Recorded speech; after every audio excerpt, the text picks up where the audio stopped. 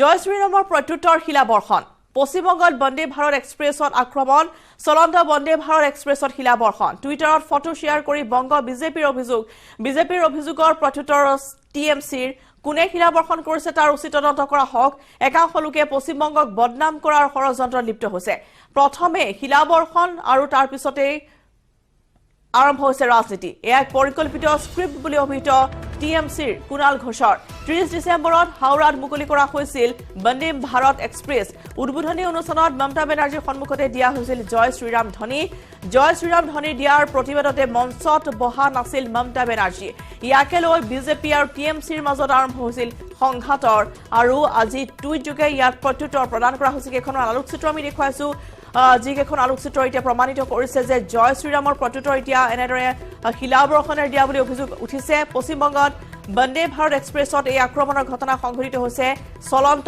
বন্দে ভাৰত এক্সপ্ৰেছত এই শিলাবৰ্ষণ Twitter photo share কৰি বংগ বিজেপিৰ অভিযোগৰ প্ৰত্যুত্তৰ দিছে টিএমচিয়েও কোনে শিলাবৰ্ষণ কৰিছে তাৰ উচিত তদন্ত কৰাৰ তেওঁলোকে আহ্বান জনাইছে একাংশ লোকে পশ্চিমবংগক বদনাম কৰাৰ ষড়যন্ত্ৰত নামি পৰিছে প্ৰথমে শিলাবৰ্ষণ আৰু তাৰ পিছতে মন্তব্য আৰু তাৰ পিছত এতিয়া ৰাজনীতি আৰম্ভ হৈছে এক পৰিকল্পিত স্ক্ৰিপ্ট বুলি অভিযোগ কৰিছে টিএমচিৰ কুণাল ঘোষে 30 ডিসেম্বৰত হাওড়াত মুকলি কৰা হৈছিল বন্দে ভাৰত এক্সপ্ৰেছ আৰু সেই উদ্বোধনী অনুষ্ঠানতে মমতা বেনাৰ্জীয়ে যেতিয়া ভাষণ দিবলৈ গৈছিল তেতিয়া তেওঁৰ সন্মুখতে দিয়া হৈছিল জয় শ্ৰীৰাম ধ্বনি আৰু সেই জয় শ্ৰীৰাম ধ্বনি শুনাৰ পিছতে খঙত টিঙিৰ তোলা হৈ পৰিছিল মমতা বেনাৰ্জী আৰু তেওঁ মঞ্চৰ পৰা নামি আহিছিল আৰু বহা আসনতে তেওঁ ভাষণ প্ৰদান কৰিছিল ইয়াকে লৈ বিজেপি আৰু টিএমচিৰ মাজত আৰম্ভ হৈছিল সংঘাতৰ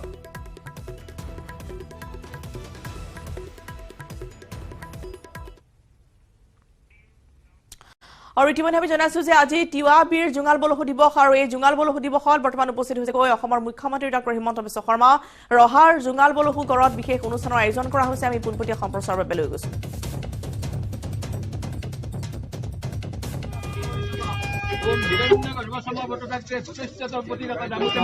কাৰ্যসূচী আধাৰশিলা স্থাপন কৰা হৈছে জুঙাল বলহু গড় আধুনিক পৰ্যটন ক্ষেত্ৰৰ আধাৰশিলা স্থাপন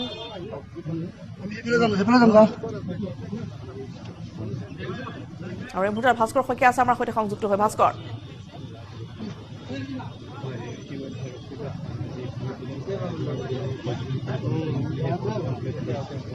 সম্প্ৰচাৰ ভাস্কৰ যদি আপুনি শুনি আছে আমি আপোনাৰ পৰা জানিব বিচাৰিছো এই মুহূৰ্তত যিহেতু মুখ্যমন্ত্ৰী ডক্টৰ হিমন্ত বিশ্ব শৰ্মা তাত উপস্থিত হৈছে গৈ কাৰ্যসূচী সন্দৰ্ভত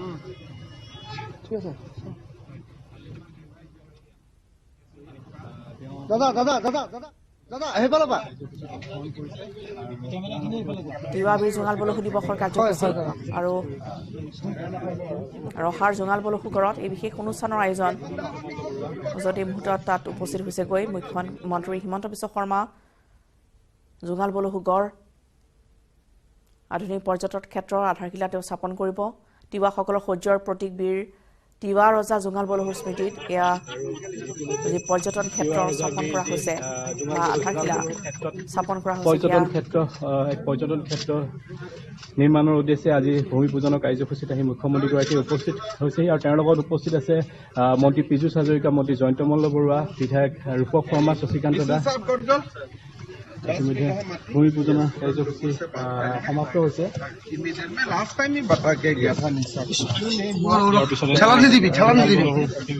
দিৱসৰ বিভিন্ন কাৰ্যসূচীত অংশগ্ৰহণ কৰিব তেওঁ সমগ্ৰ পৰিৱেশ ইয়াত পৰ্যবেক্ষণ কৰিব এই পৰ্যটন ক্ষেত্ৰত তেওঁ পৰিভ্ৰমণ কৰিব মই সতীৰ্থ সমগ্ৰ ইয়াৰ পৰিৱেশ দেখুৱাবলৈ অনুৰোধ জনালোঁ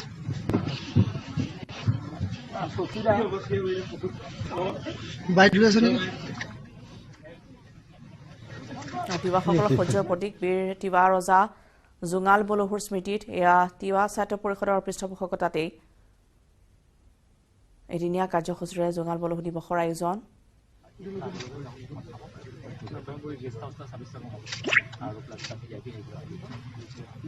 আৰু কেনেদৰে স্থাপন কৰা হ'ব এই পৰ্যটন ক্ষেত্ৰ সেই সন্দৰ্ভত তেওঁ ইতিমধ্যে সমগ্ৰ দিশ পৰ্যবেক্ষণ কৰা পৰিলক্ষিত হৈছে জুঙাল বলহু দিৱসৰ এই কাৰ্যসূচীতেই এভিটো স্যার 2 মিনিটৰ আছিল চাবনি এভিটো চাবনি স্যাৰ ৰাজভেটি ৰহাৰ জোঙাল বলহু গড়ত এই কাৰ্যসূচীৰ আয়োজন কৰা হৈছে এদিনীয়াকৈ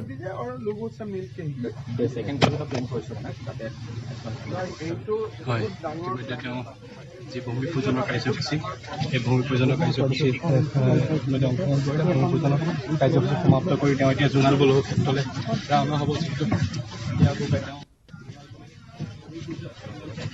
পৰ্যটনথলী পৰ্যবেক্ষণ কৰিব সমগ্ৰ কৰিলে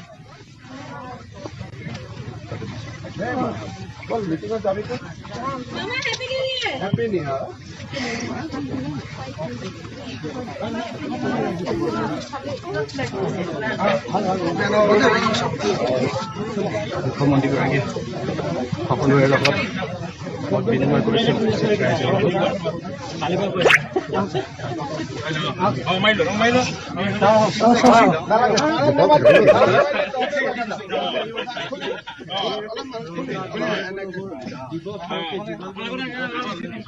ঐতিহ্যমণ্ডিত যে ৰহাৰ জোঙাল বলহু পৰিৱেশ সৃষ্টি হৈছে আৰু এই অনুষ্ঠানত মুখ্যমন্ত্ৰীগৰাকীৰ এই আগমনে বিশেষভাৱে সুস্থ বৃদ্ধি কৰা পৰিলক্ষিত হৈছে আৰু ইয়াৰ পিছতে মুখ্যমন্ত্ৰীগৰাকীয়ে জোঙাল বলহুৰ যি প্ৰতিমূৰ্তি আছে তাত তেওঁ পুষ্পাঞ্জলি অৰ্পণ কৰিব আৰু তাৰ পিছত সেই অনুষ্ঠানৰ পিছতে তেওঁ ক্ষেত্ৰ আছে জোঙাল বলহু ক্ষেত্ৰলৈ ভ্ৰমণ কৰিব আৰু তাত যি জোঙাল বলহুৰ প্ৰতিমূৰ্তি আছে বৃহৎ জোঙাল বলহুৰ প্ৰতিমূৰ্তি সেই প্ৰতিমূৰ্তিত মাল্যৰ্পণ কৰিব আৰু তাৰ পিছতে পৰৱৰ্তী সময়ত তেওঁ যি ৰাজহুৱা সভা আছে সেই ৰাজহুৱা সভা সম্বোধন কৰিব আৰু কিছু সময়ৰ পিছতে এই অনুষ্ঠানসমূহ অনুষ্ঠিত হ'ব যিহেতু এদিনীয়া কাৰ্যসূচীয়ে যি জোঙাল বলহু দিৱসৰ কাৰ্যসূচী উদযাপন কৰা হৈছিল উদযাপনৰ প্ৰথম কাৰ্যসূচী ইতিমধ্যে সমাপ্ত হৈছে মুখ্যমন্ত্ৰীগৰাকীয়ে আহি জোঙাল বলহুৰ যি পৰ্যটন ক্ষেত্ৰ সেই পৰ্যটন ক্ষেত্ৰত আহি উপস্থিত হৈ পেলাই তেওঁ ইয়াত ভূমি পূজনত অংশগ্ৰহণ কৰিলে ইতিমধ্যে এতিয়া তেওঁ জোঙাল বলহুৰ ক্ষেত্ৰলৈ ৰাওনা হৈছে জোঙাল বলহুৰ ক্ষেত্ৰত ইয়াৰ পিছতে তেওঁ জোঙাল বলহুৰ প্ৰতিমূৰ্তিত মাল্যৰ্পণ কৰিব আৰু তাৰ পিছতে ৰাজহুৱা সভাত অংশগ্ৰহণ কৰিব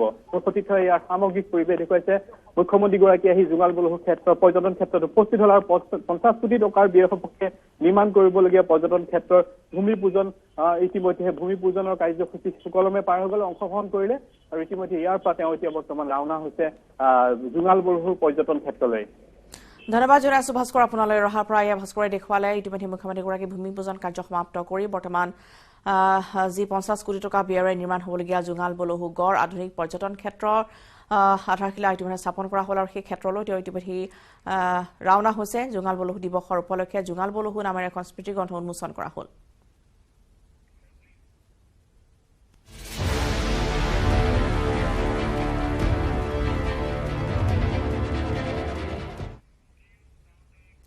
আৰু চিয়াঙত ৰাজনাথ সিং চিয়াম দলং 100 মিটাৰ দীঘল আৰু এই দলংখন আজি উদ্বোধন কৰা হ'ব আৰু ইতিমধ্যে আমি জনাইছো যে ৰাজনাথ সিং দুদিনীয়া কাৰ্যসূচীৰে আহি উপস্থিত হৈছেহি অৰুণাচলত অসমত কালিৰ দিনটো ডিব্ৰুগড়ত তেওঁ উপস্থিত থাকে টাৱাং সীমান্তত চীন আৰু ভাৰতীয় সৈন্যৰ সংঘাতৰ পিছতেই প্ৰায় মাহৰ পিছত অৰুণাচলৰ প্ৰতিৰক্ষা মন্ত্ৰীগৰাকী ৰাজনাথ সিঙে সীমান্তত মুকলি কৰিব 100 মিটাৰ দৈৰ্ঘ্যৰ চিয়াং দলং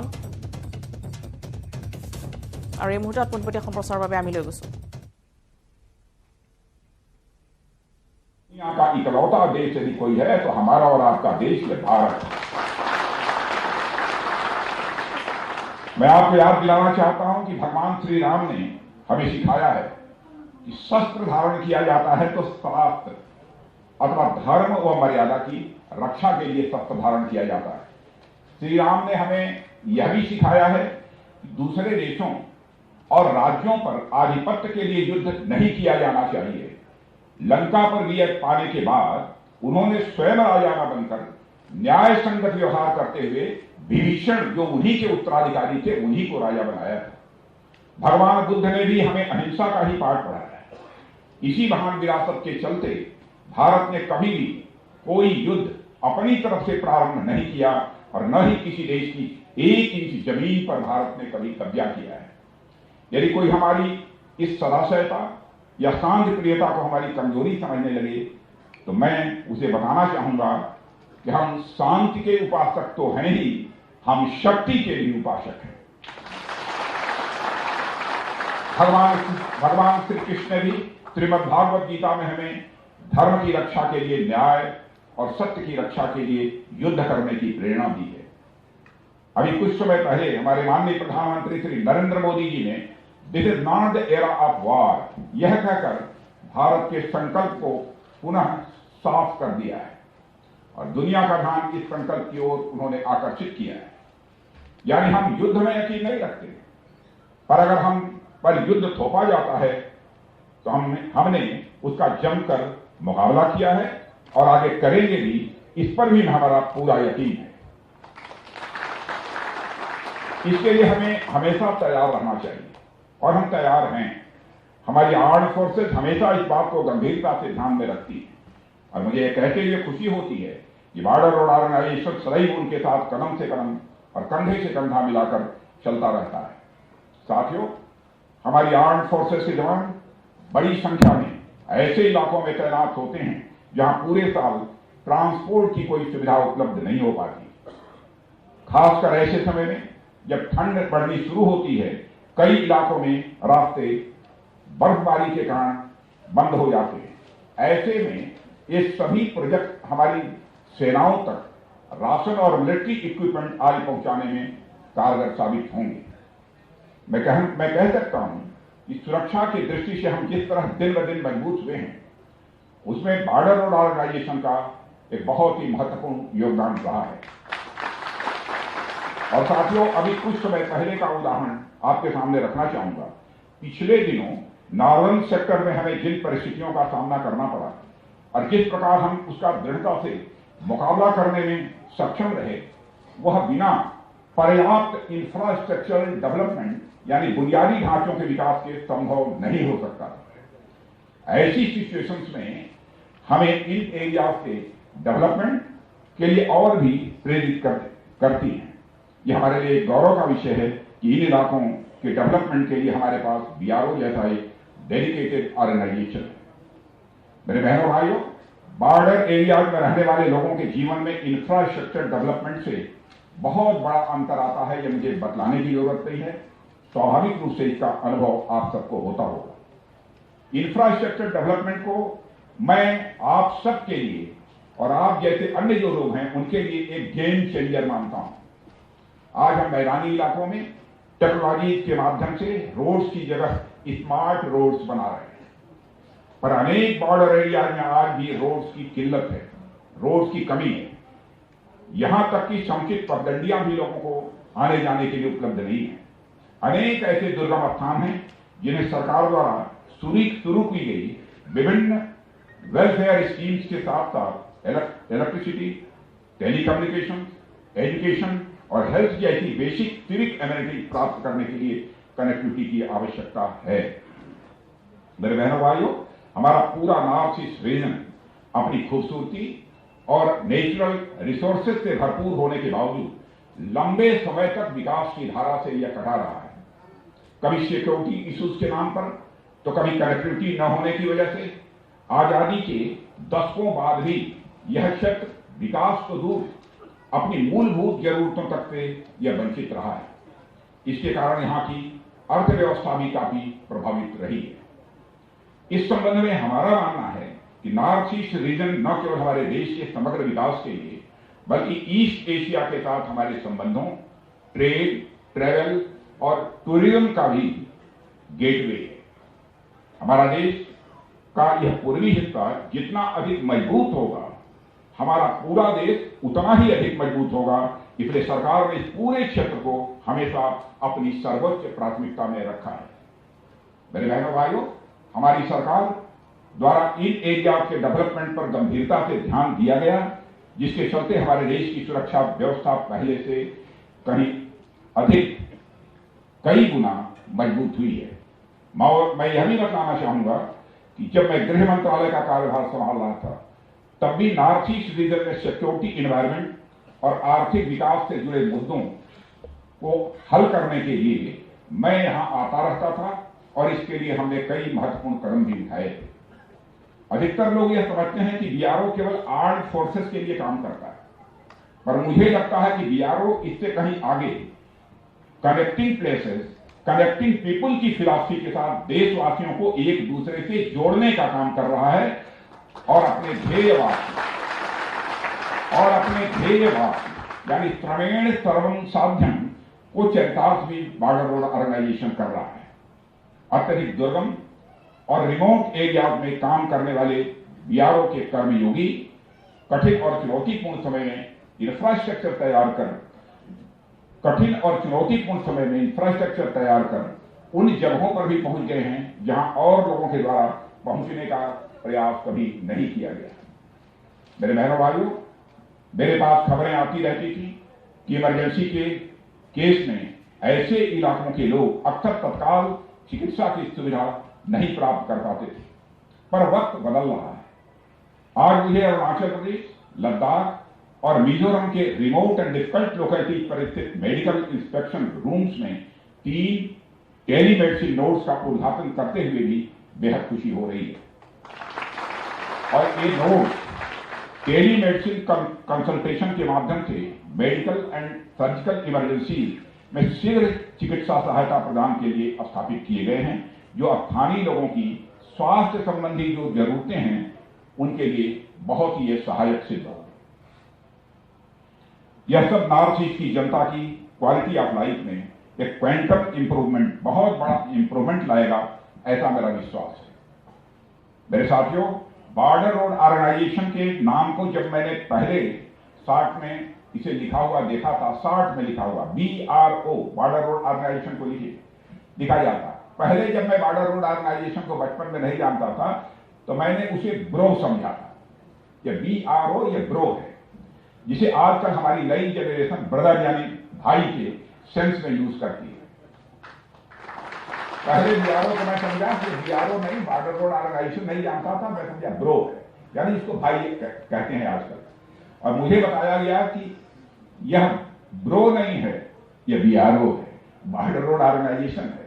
पर आज जब मैं इस संगठन को हमारी आर्म्ड फोर्सेस और देश की जनता के साथ मिलकर आगे बढ़ते देख रहा हूं तो उनके लिए दिन रात मेहनत करते हुए देख रहा हूं, तो मेरे बहनों भाइयों, मैं कह सकता हूं कि तब मैंने BRO को ब्रो यानी ब्रदर गलत नहीं बल्कि सही पढ़ा था।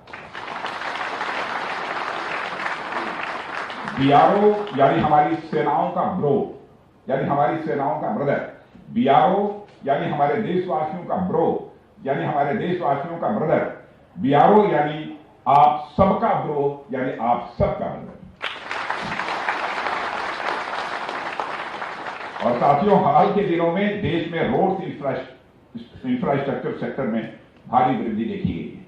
इसके परिणाम स्वरूप क्षेत्र में काफी सोशियो इकोनॉमिक डेवलपमेंट, सामाजिक आर्थिक विकास तेजी के साथ हुआ है।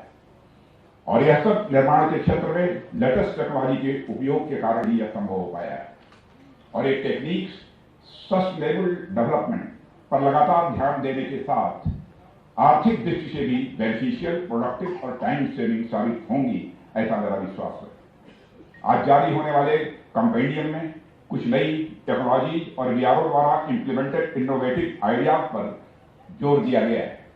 इन न्यू टेक्नोलॉजी और टेक्निक्स का उपयोग BRO को निर्माण की गति और गुणवत्ता बढ़ाने में सक्षम बनाएगा, ऐसा मेरा पक्का विश्वास है। Lieutenant general Rajiv Chaudhary, director general border road की प्रेरणादायी, इंस्पिरेशनल और विजनरी लीडरशिप में BRO नेशनल बिल्डिंग की ओर लगातार अपने कदम आगे बढ़ा रहा है। जैसा कि रोड्स के बारे में किसी ने कहा है, it is not the destination, it is the journey. आपसे भी मैं कहना चाहूंगा कि सीमाई इलाकों में रोड्स इंफ्रास्ट्रक्चर का निर्माण कार्य आप लोगों के लिए एक यात्रा की तरह ही है और इसका डेस्टिनेशन एक सशक्त, समृद्ध और समर्थ भारत है। और मुझे विश्वास है कि BRO राष्ट्र निर्माण के अपने प्रयासों में निरंतर सफलता प्राप्त करेगा और भविष्य में देश के बढ़ते कद में एक की कंट्रीब्यूटर माने प्रमुख योगदान वह करेगा, ऐसा मेरा विश्वास है। और मेरे बहनों भाइयों, इस अवसर पर मैं lieutenant general Rana Pratap Kalita, GOC eastern command और lieutenant general RC Tiwari, GOC 3 corps की भी मैं प्रशंसा करना चाहूंगा। आर्मी के सहयोग व समन्वय से यह ईस्टर्न कमांड की एरिया में BRO बहुत अच्छा काम कर पा रहा है। सबके कोऑर्डिनेशन के कारण ही यह संभव हुआ है। मैं हमारी arm forces, department of defence और एमओडी को भी इन उपलब्धियों के लिए हार्दिक बधाई देता हूं। और आप सभी सदैव कुछ नया करते रहिए और राष्ट्र को नई ऊंचाइयों पर ले जाने में अपना योगदान देते रहिए। इसके लिए मैं आप सभी को भी अपनी तरफ से हार्दिक शुभकामनाएं देता हूं। और मेरे बहन भाइयों, आपको मैं बताना चाहता हूं और आपके माध्यम से समस्त अरुणाचल के बहन भाइयों को मैं बताना चाहता हूं, जब से देश में प्रधानमंत्री पद की जिम्मेदारी हमारे नरेंद्र मोदी जी ने संभाली है, भारत की प्रतिष्ठा, भारत की इज्जत सारी दुनिया की नजरों में बढ़ी है। पहले भारत अंतर्राष्ट्रीय मंचों पर कुछ बोलता था, दुनिया भारत की बातों को जितनी गंभीरतापूर्वक लेना चाहिए उतनी गंभीरतापूर्वक नहीं लेती थी।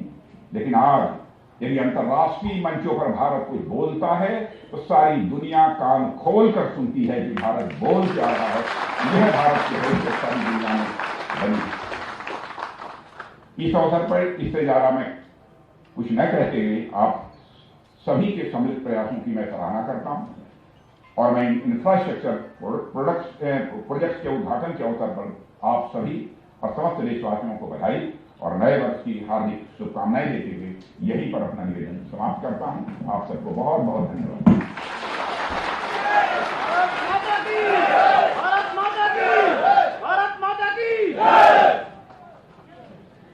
बहुत धन्यवाद माननीय रक्षा मंत्री जी। अब मैं निवेदन পোনপটীয়া সম্প্ৰচাৰ আমি দেখুৱালো প্ৰতিৰক্ষা মন্ত্ৰী ৰাজনাথ সিং আজি তাত গৈ উপস্থিত হৈছে গৈ আৰু তেওঁক এনেদৰে আদৰণি জনোৱা হ'ল আৰু মুকলি কৰা হৈছে 100 মিটাৰ দৈৰ্ঘ্যৰ চিয়াং জিলাৰ চিয়ম দলং। আৰু ইতিমধ্যে আমি জনাইছো যে সেনাৰ যি দ্ৰুত সঞ্চালন তাত অতি প্ৰয়োজনীয় হ'ব এই চিয়ং দলং বা এই দলং নিৰ্মাণে সেই সেনাৰ দ্ৰুত সঞ্চালনৰ ক্ষেত্ৰত যথেষ্ট মাৰ্গদৰ্শক হিচাপে পৰিগণিত হৈছে, য'ত 724 কোটি টকাৰ 28টা প্ৰকল্প আজি মুকলি কৰিছে। তেওঁ ভাৰ্চুৱেলি সীমান্ত পথ সংস্থাৰ 27টা প্ৰকল্প উদ্বোধন কৰা হ'ল। আৰু ইতিমধ্যে আমি জনাইছো যে 7খনকৈ ৰাজ্যত BROয়ে সম্পূৰ্ণ কৰা প্ৰকল্পসমূহ তেওঁ উদ্বোধন কৰে আৰু আজি কিছু সময় পিছতে তেওঁ পুনৰ বিয়লিৰ ভাগলৈ দিল্লীলৈ উৰা মাৰিব।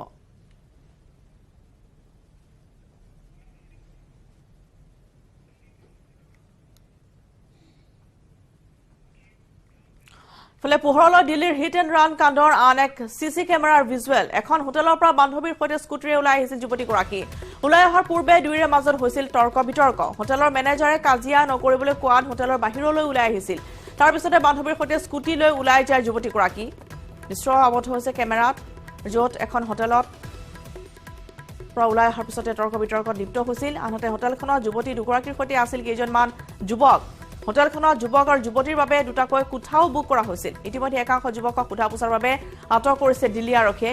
উল্লেখ্য যে চুলতানপুৰীৰ পৰা কাঞ্জাৱালীলৈ এখন বাহনে 12 কিলোমিটাৰ পৰ্যন্ত চুচৰাই নিছিল যুৱতীগৰাকীক।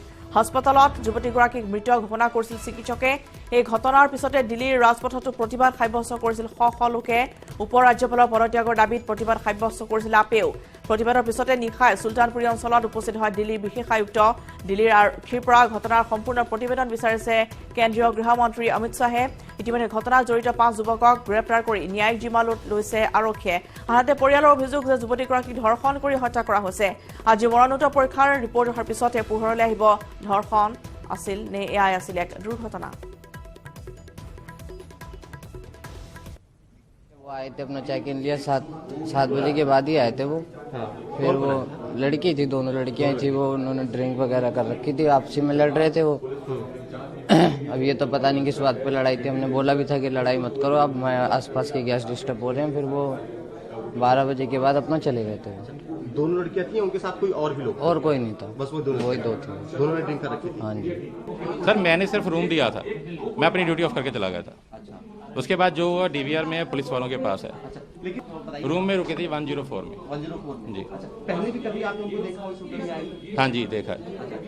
लड़की के झगड़ा कर दी थी, ऐसा कुछ सामने आया? नीचे झगड़ा हुआ उनका। नीचे झगड़ा हुआ है? जी। बीच में कोई एक लड़की उठ के चली भी गई थी ऐसा? हाँ जी। अच्छा, कौन गई थी? और जिसका अभी एक्सीडेंट में मिली है जो लड़की, जो भी जिंदा है। अच्छा, वही उठ के चली गई? हाँ जी, वो चली गई, फिर वापस आई, फिर चले गए थे दोनों। আৰু ইয়াৰ লগতে নিউজ কেন্দ্ৰৰ পৰা বিদায় লৈছো। নমস্কাৰ।